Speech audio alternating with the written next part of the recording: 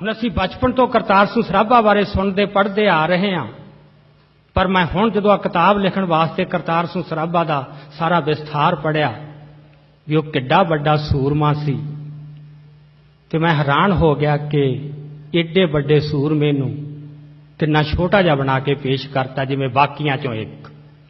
वो बाकियां चों एक नहीं सी, वो तो बहुत ही निराला सी। अजे 17 साल की उम्र सी जदों वो बर्कले यूनीवर्सिटी च उन्हां समयां च अज तो 100 साल पहलां बर्कले यूनीवर्सिटी च इंजीनियरिंग की पढ़ाई करन आया सी। 17 सालां दा होया कि एक दिन उहदी बांह ते किते सट लगी, दवाई लैण गया। दवाई की दुकान ते भाई परमानंद सी लाहौर का जिहड़ा मैडिसन पढ़न आया होया सी बर्कले विच ही, उहदी दुकान सी। उस दुकान ते किते देश बारे गल्लां चल गईयां, पट्टी कराउंदे कराउंदे देश बारे गल्लां चलियां ते सराभे दे मन च एक सवाल खड़ा हो गया ते कहंदा फिर की कीता जावे। भाई परमानंद ने कहा कि कीता की जावे, गुरु वाल देख, आपदे 10वें गुरु वाल उहने की कीता सी। उन्हें फिर सारी सरबंस वारन दी ते होर जदों गल सुनाई, बस उसे पल सराभे दी जिंदगी दा रुख बदल गया। पढ़ाई छड्डती ते टोटली आपदे आप नूं पूरी तरह इसे काम लई समर्पित कर दिता। फिर उन्हें जो काम कीते तुसीं ओह देखो, जथेबंदी उसार रहा, अखबार कढ़ रहा, हवाई जहाज की ट्रेनिंग लाया जाके ईस्ट कोस्ट तो कुछ हफ्तियां दे विच ही कि जे लोड़ पई तां आपां हवाई हमले भी करांगे। कुछ हफ्तियां दे विच ही ट्रेनिंग लेके वापस आ गया सी। अखबार उर्दू च भी निकलदा सी, पंजाबी च भी। उर्दू की उदों टाइप नहीं सी, वो हथ नाल किताब ते लिखी जाती सी। सराभा सारा अखबार उर्दू का हथ नाल लिखदा सी, फिर उहनूं गुरमुखी च तर्जमा करदा सी। फिर उन्होंने प्रैस के उत्ते वो प्रैस जी अज भी स्टॉकटन के गुरु घर च पई है, जिवें साडी पट्ठे कुतन वाली मशीन होंदी है, उस ते गेड़ के वो अखबार छापदा सी। सराभा वो अखबार छापदा सी। फिर हज़ारां की गिनती च एड्रैस सी जिन्हां ते पोस्ट किया जाता सी। ये कुछ करदा, जगह जगह घूमदा सी। स्टॉकटन तो लैके सान फ्रांसिस्को साइकिल ते चलिया जांदा सी। कई बार तुसीं देखो किन्नी ऊर्जा सी उस बंदे दे विच। बाबा सोहण सूह भाखड़ा लिखते हैं कि जदों अजे जंग लगी नहीं सी, पहला पार्टी ने फैसला कर लिया, क्योंकि बाबा भाखड़ा प्रधान सी पार्टी दे, कि तुसी जंग तो पहला जाके देश के अंदर चले जाओ तो जाके तैयारियां करो तो कुछ हथियार नाल ले जाओ ताकि उत्थे लोड़ पऊगी। हथियारां की गल सराभे ना कीती। सराभे ने 2 दिनों के अंदर ही आके बाबा सोहण सूह भाखड़ा नूं स्लिप फड़ाती समुद्री जहाज के कमरे की। कहता कमरा मैं रिजर्व करा आया। उस कमरे दे विच 2 पेटियां, 2 पेटियां दे विच 200 पिस्तौल ते 2000 कारतूस। मतलब किन्नी फुर्ती नाल काम करदा सी। बाबा भाखड़ा उत्थों तुरे है जहाज ते, समुद्री जहाज ते जंग अजे लगी नहीं। रस्ते च जापान नूं आ रहे जो जंग लग जाती है।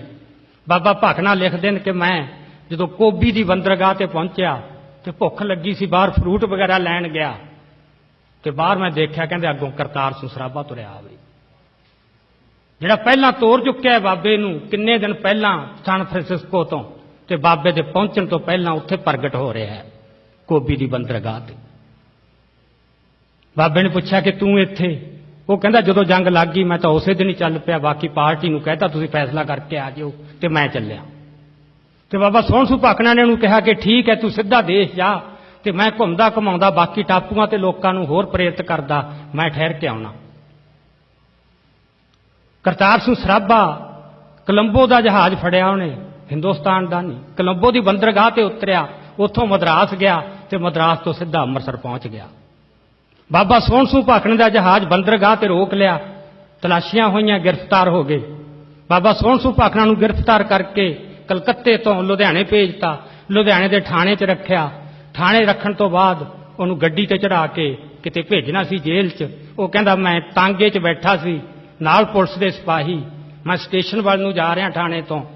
उहदी पता लग्या जदों करतार सिंह सराभे ने नेड़े आके आपदे साइकिल की टल्ली खड़काती। हल किस तरह प्रगट हुंदा आके वो देखो उहदी फुर्ती ते ऊर्जा। स्कूल के विद्यार्थी जो खालसा स्कूल लुधियाने पढ़ता सी तो उन्होंने स्कूल के विद्यार्थी उड़ना सप कहते होंगे सी भी ये इन्नी फुर्ती है, इन्ना शोला है। तो जो सिक्खी की पान चढ़ गई तो उड़ना सप एक बहुत बड़ा योद्धा ते सूरमा बन गया।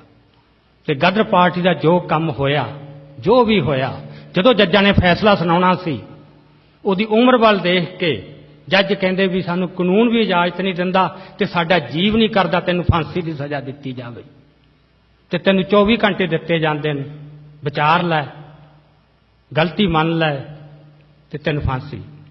ਉਹ ਕਹਿੰਦਾ ਵੀ ਨਹੀਂ। ਫਿਰ ਜੱਜਾਂ ਨੇ ਬਹੁਤ ਦੁੱਖ ਨਾਲ ਲਿਖਿਆ, ਉਹ ਕਹਿੰਦੇ ਵੀ ਕੀ ਕਰੀਏ, ਸਾਡਾ ਜੀ ਨਹੀਂ ਕਰਦਾ ਇਹਨੂੰ ਫਾਂਸੀ ਦੇਣ ਨੂੰ, ਪਰ ਕੀ ਕਰੀਏ।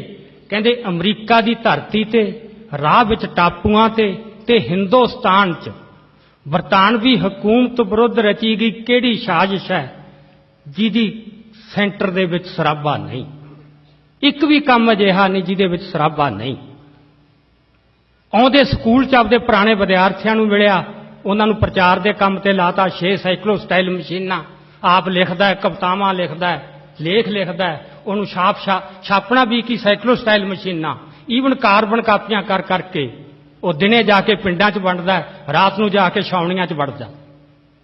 ਉੱਤਰੀ ਭਾਰਤ ਦੀ ਇੱਕ ਵੀ ਛਾਉਣੀ ਨਹੀਂ ਜਿਹਦੇ 'ਚ ਸਰਾਬਾ ਨਹੀਂ ਗਿਆ, ਤੇ ਇੱਕ ਵੀ ਉਦਾਹਰਨ ਨਹੀਂ ਜਦੋਂ ਸਰਾਬੇ ਨੂੰ ਕਿਸੇ ਨੇ ਜਵਾਬ ਦੇ ਦਿੱਤਾ ਹੋਵੇ। ਤੁਸੀਂ ਇਹ ਸੋਚੋ ਉਹ ਕਿਹੋ ਜਿਹੀ ਹਸਤੀ ਹੋਊਗੀ, ਉਹਦੇ 'ਚ ਕਿਸ ਕਿਸਮ ਦਾ ਰੂਹਾਨੀ ਜਲਾਲ ਹੋਊਗਾ ਕਿ ਜਿਹਦੇ ਨਾਲ ਵੀ ਗੱਲ ਕੀਤੀ ਤੇ ਗੱਲ ਕੋਈ ਇਹ ਨਹੀਂ ਸੀ, ਗੱਲ ਸਿਰ ਦੇਣ ਦੀ ਸੀ। ਜਦੋਂ ਫੌਜੀ ਨੂੰ ਬਗਾਵਤ ਲਈ ਕਹਿਣਾ ਤਾਂ ਫੌਜੀ ਨੂੰ ਪਤਾ ਹੈ ਕਿ ਇਹਦਾ ਸਿੱਟਾ ਕੀ ਨਿਕਲਣਾ। ਇੱਕ ਵੀ ਥਾਂ ਤੇ ਇਹ ਨਹੀਂ ਹੋਇਆ ਕਿ ਸਰਾਬੇ ਨੂੰ ਕਿਤੋਂ ਜਵਾਬ ਮਿਲ ਗਿਆ ਹੋਵੇ। ਇੱਕ ਦ੍ਰਿਸ਼ਟਾਂਤ ਤੁਸੀਂ ਦੇਖੋ ਜਿਹੜਾ ਸਾਨੂੰ ਹੈਰਾਨ ਕਰ ਦਿੰਦਾ ਹੈ। ਇੱਕ ਵਾਰ ਉਹ ਲੁਧਿਆਣੇ ਬੈਠਾ ਗੱਡੀ ਦੇ ਉੱਤੇ, ਜਲੰਧਰ ਜਾਣਾ ਸੀ, ਗੱਡੀ ਦੇ ਡੱਬੇ ਦੇ ਵਿੱਚ ਇੱਕ ਸਿੱਖ ਫੌਜੀ ਬੈਠਾ ਵਰਦੀ ਪਾਈ, ਤੇ ਸਰਾਬਾ ਜਾ ਕੇ ਉਹਦੇ ਕੋਲ ਬਹਿ ਗਿਆ। ਕੋਲ ਬਹਿ ਕੇ ਉਹਦੇ ਨਾਲ ਗੱਲੀ ਲੱਗ ਗਿਆ, ਕਿੱਥੇ ਹੁੰਨਾ, ਕੀ ਕਰਦਾ। ਉਸਨੇ ਦੱਸਿਆ ਕਿ ਮੈਂ ਲਾਹੌਰ ਦੀ ਛਾਉਣੀ 'ਚ ਹੁੰਨਾ ਤੇ ਡਿਊਟੀ ਕੀ ਹੈ, ਮੈਗਜ਼ੀਨ ਦੀ ਚਾਬੀਆਂ ਮੇਰੇ ਕੋਲੇ ਹੁੰਦੀਆਂ, ਅਸਲੇ ਖਾਨੇ ਦੀਆਂ। ਤੇ ਸਰਾਬੇ ਨੂੰ ਹੋਰ ਕੀ ਚਾਹੀਦਾ ਸੀ, ਤੇ ਸਰਾਬੇ ਨੇ ਉਹਦੇ ਨਾਲ ਚਲੋ ਗੱਲਬਾਤ ਕੀਤੀ। ਹੁਣ ਤੁਸੀਂ ਦੇਖ ਲਓ ਲੁਧਿਆਣੇ ਤੋਂ ਜਲੰਧਰ ਕਿੰਨਾ ਕੁ ਸਫ਼ਰ ਹੈ। ਜਲੰਧਰ ਜਾ ਕੇ ਜਦੋਂ ਉਹ ਇੱਕ ਦੂਜੇ ਤੋਂ ਵੱਖ ਹੋਏ ਤਾਂ ਉਸ ਫੌਜੀ ਨੇ ਕਿਹਾ ਜਿੱਦਣ ਮਰਜ਼ੀ ਆ ਜੀ, ਚਾਬੀਆਂ ਹਾਜ਼ਰ। 18 ਸਾਲ ਦਾ ਮੁੰਡਾ ਜਿਹਦੇ ਦਾੜੀ ਵੀ ਨਹੀਂ ਆਈ, ਉਹਦੀ ਗੱਲ ਸੁਣ ਕੇ ਬੰਦੇ ਆਪਦੀ ਜ਼ਿੰਦਗੀਆਂ ਦੇ ਫੈਸਲੇ ਕਰ ਰਹੇ। ਇਹ ਹੁਣ ਕਿਸੇ ਰੂਹਾਨੀ ਸ਼ਕਤੀ ਤੋਂ ਬਿਨਾਂ ਇਹ ਗੱਲ ਸੰਭਵ ਨਹੀਂ। ਇਹ ਗੱਲਾਂ ਲੁਕੋਈਆਂ ਜਾ ਰਹੀਆਂ ਨੇ।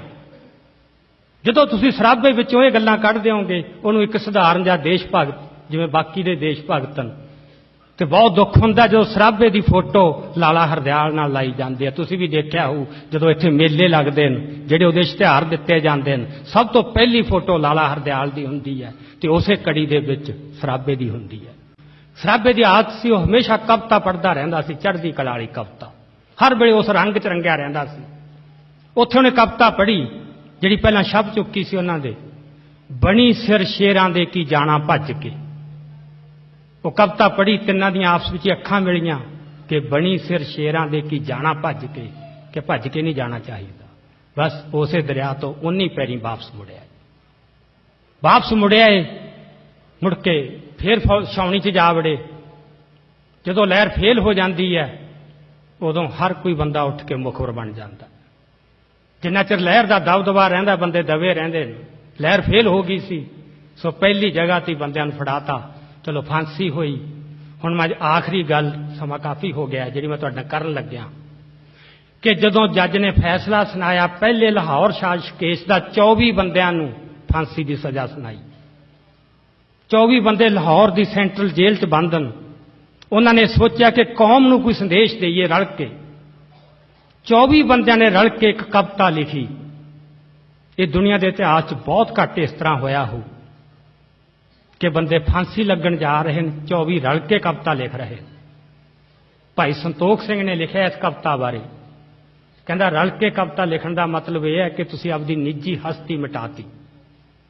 ਏਡੀ ਵੱਡੀ ਪਰਉਪਕਾਰ ਦੀ ਭਾਵਨਾ ਤੁਹਾਡੇ 'ਚ ਪ੍ਰਫੁੱਲਤ ਹੋ ਗਈ ਕਿ ਤੁਹਾਨੂੰ ਆਪਦਾ ਪਵਿੱਤਰ ਆਦਰਸ਼ ਤੇ ਕਾਜ ਹੀ ਦਿਸਦਾ ਹੈ, ਆਪਦਾ ਨਿੱਜ ਕਿਤੇ ਨਹੀਂ। ਉਹ ਕਵਿਤਾ ਲਿਖੀ 24 ਬੰਦਿਆਂ ਨੇ ਰਲ ਕੇ। ਚਲੋ ਜਿੱਦਣ ਫਾਂਸੀ ਲੱਗਣੀ ਸੀ, ਜਦੋਂ ਖੋਲੀਆਂ ਕੋਠੜੀਆਂ, ਉਦੋਂ ਕਿਤੇ ਬੈਸ ਰਾਏ ਦਾ ਫਰਮਾਨ ਆ ਗਿਆ ਰਾਤੇ ਰਾਤ ਕਿ 17 ਬੰਦਿਆਂ ਨੂੰ ਫਾਂਸੀ ਦੀ ਸਜ਼ਾ ਮਾਫ਼, ਉਮਰ ਕੈਦ ਕਰਤੀ। 7 ਬੰਦਿਆਂ ਨੂੰ ਫਾਂਸੀ। ਉਹਨਾਂ 7 'ਚੋਂ ਕਰਤਾਰ ਸਿੰਘ ਸਰਾਭਾ ਸੀ, ਬਾਬਾ ਜਗਤ ਸਿੰਘ ਸੁਰ ਸਿੰਘ ਸੀ, ਵਿਸ਼ਨੂੰ ਗਣੇਸ਼ ਪਿੰਗਲੇ ਸੀ, ਉਹ ਇਹ ਕਵਿਤਾ ਗਾਉਂਦੇ ਹੋਏ ਫਾਂਸੀ ਤੇ ਚੜ੍ਹੇ। ਹੁਣ ਉਹ ਕਵਿਤਾ ਨਾਲ ਕੀ ਵਾਪਰੀ, ਇੱਕੋ ਘਟਨਾ ਤੋਂ ਤੁਹਾਨੂੰ ਸਾਰੇ ਕੁਝ ਦਾ ਪਤਾ ਲੱਗ ਜੂ ਕਿ ਜਿਨ੍ਹਾਂ ਨੇ ਇਤਿਹਾਸ ਲਿਖਿਆ, ਜਿਹੜੇ ਅੱਜ ਉਹਨਾਂ ਦੇ ਵਾਰਸ ਕਹਾਉਂਦੇ ਨੇ, ਉਹ ਕਿੰਨੇ ਝੂਠੇ, ਕਿੰਨੇ ਬਦਈਮਾਨ। ਉਹ ਕਵਿਤਾ ਦੇ 13 ਬੰਦ ਹੈ ਟੋਟਲ। ਉਹ 13 ਬੰਦ 1926 ਚ ਭਾਈ ਸੰਤੋਖ ਸਿੰਘ, ਜਿਹੜਾ ਉਸ ਲਹਿਰ ਦਾ ਲੀਡਰ ਸੀ, ਜਿਹੜਾ ਇਹਨਾਂ ਦੇ ਨਾਲ ਰਿਹਾ, ਉਹਨੇ ਆਪਣੇ ਕਿਰਤੀ ਅਖਬਾਰ ਅਗਸਤ ਸਤੰਬਰ ਦੇ ਅੰਕ 'ਚ ਉਹ ਪੂਰੀ ਕਵਿਤਾ ਛਾਪੀ। ਨਾਲ ਉਹਨੇ ਇਹ ਵੀ ਕਿਹਾ ਕਿ ਕੋਈ ਸਮਾਂ ਆਊ ਜਦੋਂ ਦੁਨੀਆ ਭਰ ਦੇ ਵਿਦਵਾਨ 16 ਕੂਟਾਂ ਤੋਂ ਚੱਲ ਕੇ ਹਿੰਦੁਸਤਾਨ ਆਉਣਗੇ ਤੇ ਇਸ ਕਵਿਤਾ ਦਾ ਤਰਜਮਾ ਕਰਕੇ ਦੁਨੀਆ ਦੀਆਂ ਸਾਰੀਆਂ ਲਾਇਬ੍ਰੇਰੀਆਂ 'ਚ ਰੱਖਣਗੇ ਵੀ ਇਹ ਕਵਿਤਾ ਕਿੱਡੀ ਜ਼ਬਰਦਸਤ ਹੈ। ਹੋਇਆ ਕੀ ਹੈ ਕਿ ਉਸ ਕਵਿਤਾ ਦਾ ਇੱਕ ਹਿੱਸਾ ਬਿਲਕੁਲ ਗਾਇਬ ਕਰ ਦਿੱਤਾ ਗਿਆ। 1926 ਤੋਂ ਲੈ ਕੇ ਅੱਜ ਤੱਕ ਉਹ ਕਵਿਤਾ ਕਿਤੇ ਉਹਨੂੰ ਤੁਹਾਡੇ ਸਾਹਮਣੇ ਨਹੀਂ ਆਊਗੀ। ਇੱਕ ਹਿੱਸਾ ਹੀ ਚੱਲਿਆ ਜਿਹੜਾ ਤੁਸੀਂ ਸਕੂਲਾਂ 'ਚ ਵੀ ਸੁਣਿਆ ਹੋਊ, ਵਤਨ ਵਾਸੀਓ ਰੱਖਣਾ ਯਾਦ ਸਾਨੂੰ, ਕਿਤੇ ਦਿਲਾਂ ਤੋਂ ਨਹੀਂ ਭੁਲਾ ਜਾਣਾ।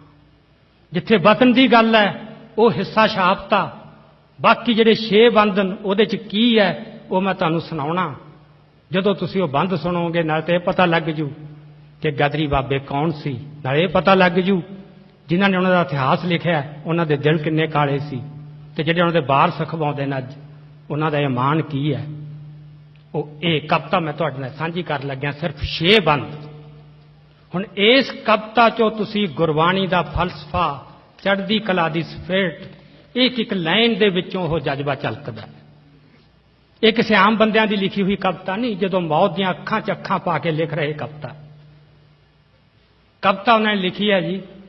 ਸਦਾ ਜੀਵਣਾ ਨਹੀਂ ਜਹਾਨ ਅੰਦਰ, ਖਿਲੀ ਰਹੇਗੀ ਸਦਾ ਗੁਲਜ਼ਾਰ ਨਹੀਂ। ਸਦਾ ਕੂੜਦੀ ਰਹੇ ਨਾ ਜ਼ਾਰ ਸ਼ਾਹੀ, ਜ਼ਾਰ ਸ਼ਾਹੀ ਹੁੰਦਾ ਹਕੂਮਤ। ਸਦਾ ਕੂੜਦੀ ਰਹੇ ਨਾ ਜ਼ਾਰ ਸ਼ਾਹੀ, ਸਦਾ ਜਾਬਰਾਂ ਹੱਥ ਤਲਵਾਰ ਨਹੀਂ। ਰੰਗ ਬਦਲਦੀ ਰਹੇਗੀ ਸਦਾ ਕੁਦਰਤ, ਵੰਡ ਦਾ ਵਕਤ ਕਿਸੇ ਦਾ ਯਾਰ ਨਹੀਂ। ਹੋਸੀ ਧਰਮ ਦੀ ਜਿੱਤ ਅਖੀਰ ਬੰਦੇ, ਬੇੜੀ ਪਾਪ ਦੀ ਲੱਗਣੀ ਪਾਰ ਨਹੀਂ। ਤੇ ਧਰਮ ਦੀ ਗੱਲ ਹੈ, ਇਸ ਕਰਕੇ ਇਹ ਅਲੋਪ ਕਰ ਦਿੱਤੀ। ਸਾਡੇ ਵੀਰ ਨੂੰ ਤੁਸਾਂ ਨੇ ਖੁਸ਼ ਰਹਿਣਾ, ਅਸੀਂ ਆਪਣੀ ਆਪ ਨਿਭਾ ਦਿਆਂਗੇ। ਦੁੱਖ ਝੱਲਾਂਗੇ ਹੱਸ ਕੇ, ਵਾਂਗ ਮਰਦਾਂ ਨਾਲ ਖੁਸ਼ੀ ਦੇ ਸੀਸ ਲਗਾ ਦਿਆਂਗੇ। ਖਾਤਰ ਧਰਮ ਦੀ ਜਿੰਦ ਕੁਰਬਾਨ ਕਰਕੇ, ਖਾਤਰ ਧਰਮ ਦੀ ਜਿੰਦ ਕੁਰਬਾਨ ਕਰਕੇ, ਜੜ ਜ਼ੁਲਮ ਦੀ ਪੁੱਟ ਦਿਖਾ ਦਿਆਂਗੇ। ਥੋੜੇ ਦਿਨਾਂ ਤਾਈਂ ਬੇੜਾ ਪਾਰ ਹੋਸੀ, ਸਰੋਂ ਹੱਥ ਤੇ ਅਸੀਂ ਜਮਾ ਦਿਆਂਗੇ। ਸਾਡੇ ਵੀਰ ਨੂੰ ਤੁਸਾਂ ਨਾ ਫਿਕਰ ਕਰਨਾ। ਇੱਕ ਸਿੱਖ ਜਦੋਂ ਸ਼ਹੀਦ ਹੋਣ ਜਾਂਦਾ ਉਹ ਕਿਸ ਤਰ੍ਹਾਂ ਵਿਦਾ ਹੁੰਦਾ। ਸਾਡੇ ਵੀਰ ਨੂੰ ਤੁਸਾਂ ਨਾ ਫਿਕਰ ਕਰਨਾ, ਵਿਦਾ ਬਖਸ਼ਣੀ ਖੁਸ਼ੀ ਦੇ ਨਾਲ ਸਾਨੂੰ। ਉਹੀ ਸਪਿਰਿਟ ਤੁਸੀਂ ਜਿੰਦੇ ਸੁੱਖੇ ਦੀ ਚਿੱਠੀ ਪੜ੍ਹੋ, ਤੁਸੀਂ ਦੇਖੋ ਕਿਤੇ ਫਰਕ ਲੱਗਦਾ, ਕਿਤੇ ਉਹੀ ਸਪਿਰਿਟ ਕੰਮ ਕਰ ਰਹੀ ਹੈ। ਸਾਡੇ ਵੀਰ ਨੂੰ ਤੁਸਾਂ ਨਾ ਫਿਕਰ ਕਰਨਾ, ਵਿਦਾ ਬਖਸ਼ਣੀ ਖੁਸ਼ੀ ਦੇ ਨਾਲ ਸਾਨੂੰ। ਫਾਂਸੀ ਤੋਪ ਬੰਦੂਕ ਤੇ ਤੀਰ ਵਰਸ਼ੀ, ਕੱਟ ਸਕਦੀ ਨਹੀਂ ਤਲਵਾਰ ਸਾਨੂੰ।